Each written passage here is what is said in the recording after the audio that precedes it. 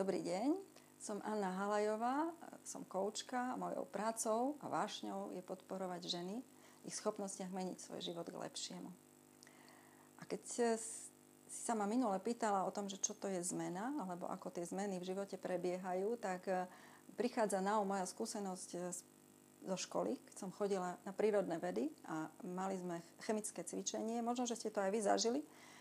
Titráciu. Pamätáte si na to? V jednej na spodu v banke v nejakej nádobe je tekutina napríklad modrej farby a vy do birety, to je taká trubička, kde je nakreslená stupnica a jedným stisnutím vždy dávate jednu kvapku do tej spodnej banky s tou modrou tekutinou.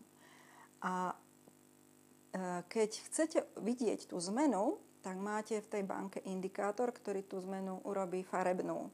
To znamená, vy tam nakvapkáte x kvapiek, jedna kvapka rovnaká farba modrá, hej, ďalšia kvapka rovnaká farba modrá, ďalšia kvapka rovnaká farba modrá. A kvapkáte pomaličky dovtedy, kým jedna kvapka nezmení tú modrú tekutinu na červenú napríklad. A to je tá zmena. Nám sa niekedy zdá, že zmena to je toto, lusknutie prstom, že sa to udeje veľmi rýchlo, alebo náhodne, alebo jednoducho proste naraz, stane sa zázrak. Ale ono tie zmeny v skutočnosti sa dejú kdesi pod povrchom, kdesi ako keď sa motýl má z kukly vyliahnuť, tak v tej kukle sa dejú zmeny, ktoré nikto nevidí. Ale my, naša duša, keď nejakú zmenu chceme urobiť, alebo sa nám deje, napríklad zmena práce, tak my si ju chystáme už dlho predtým a možno, že si to ani neuvedomujeme.